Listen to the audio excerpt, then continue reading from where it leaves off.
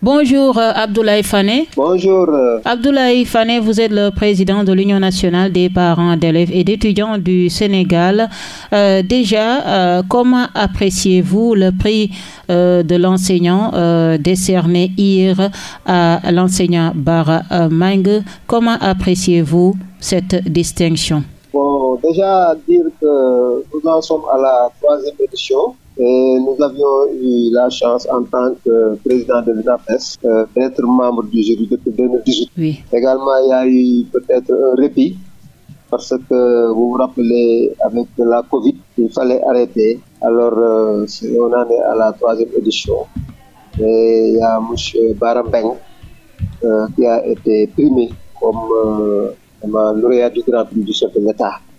Nous, Union nationale des parents d'élèves, félicitons vraiment cette initiative qui a été prise par le gouvernement de la République du Sénégal en célébrant l'enseignant. Et à travers cet enseignant, M. Bara Mbengue, il a dit dans son allocution, c'est l'ensemble des enseignants du Sénégal, toutes composantes confondues, véritablement, qui a été honoré. Parce que tout ce que nous sommes devenus, nous tous, nous le devons en partie à part notre famille, particulièrement nos pères et mères, nous le devons vraiment à nos enseignants. Donc, vivement que cela soit véritablement conduit chaque année. Mais peut-être ce que nous demandons, c'est que les autorités réfléchissent sur les possibilités de mettre au niveau de chaque département un prix départemental de l'enseignant et un prix au niveau régional.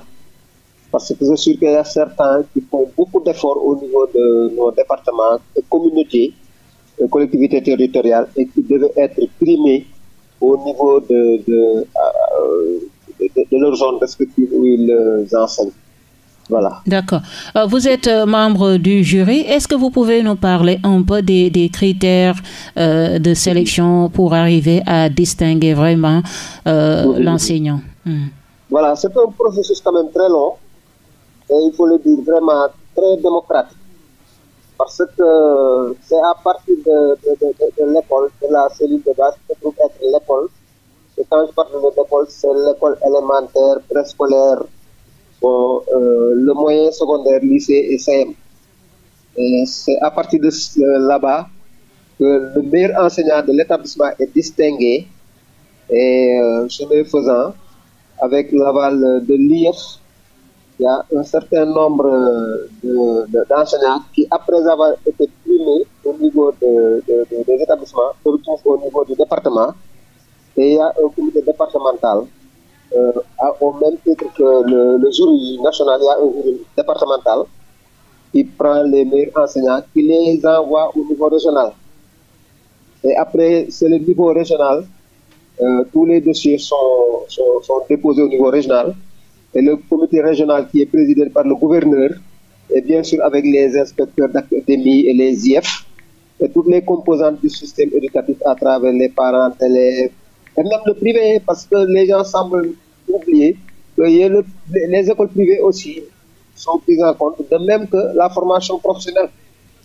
Donc, c'est au niveau régional. Quand ils sont retenus au niveau régional, donc c'est à cette étape que nous, au niveau national, qu'on regroupe les meilleurs candidats, et particulièrement venant des régions. Et la première activité à faire, c'est une étude de recevabilité des dossiers. Du point de vue de la forme, si toutes les dispositions sont faites, le curriculum, les enquêtes de terrain, les notes administratives et pédagogiques, et l'ensemble de ces notes après avoir été calculées, il va falloir que l'enseignant puisse avoir au minimum 90 points sur 100.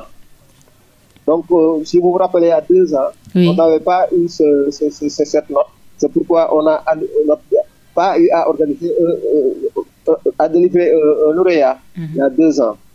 Et cette année-ci, donc, nous avions eu à répertorier et on s'est rendu compte qu'il y a 3 qui ont quand même cette note. Et on prend les premiers, et à l'issue de cette sélection, on fait le procès verbal qu'on envoie à l'autorité. Mais nous sommes tenus la confidentialité, au secret. Parce que jusqu'hier, nous tous y avions quand même juré de ne pas divulguer cela. Nous n'en avions pas parlé, et c'est dans la salle même. Et même les 6 candidats qui étaient là-bas n'étaient pas au courant que tel ou tel enseignant était choisi. Donc vraiment, c'est un jury très sérieux. Vraiment, c'est une activité très sérieuse et qu'il va falloir encourager vraiment pour que quand même ces soldats du savoir-là vraiment puissent être célébrés. Et nous en sommes très satisfaits, nous, l'Union nationale des parents d'élèves et étudiants du Sénégal. Voilà. Et aujourd'hui, en tant que parent d'élèves, qu'est-ce qu'il faut exactement pour revaloriser le système éducatif, mais aussi le président Diomaye a parlé de patriotisme des enseignants. Que pensez-vous de ça?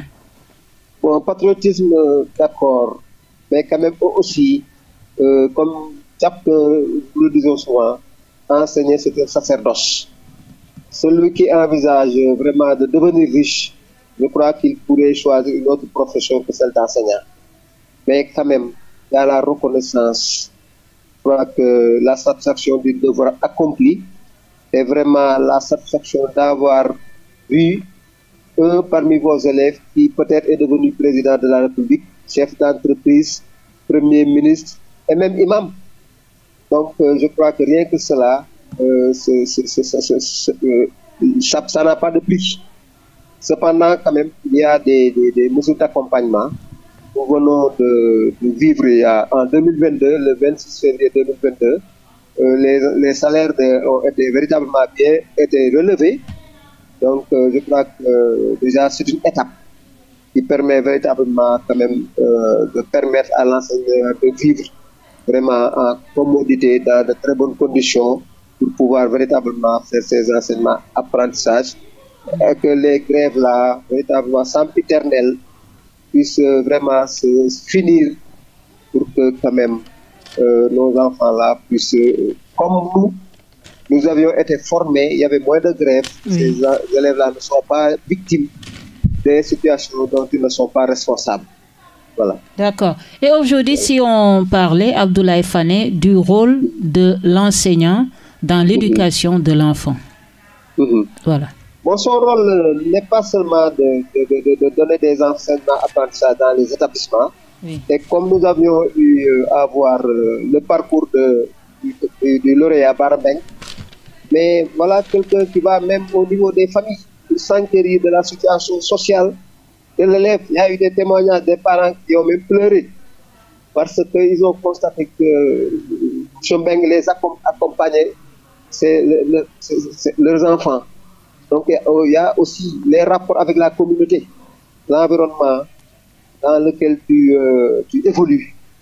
Et également, voilà quelqu'un qui a été même comptable matière au niveau du lycée. Et il le faisait de manière bénévole. Donc voilà, c'est des choses qui ne sont pas vraiment très proches des enseignements apprentissages au sein de l'établissement scolaire, mais au niveau de l'environnement. Il faisait même des émissions à la télé.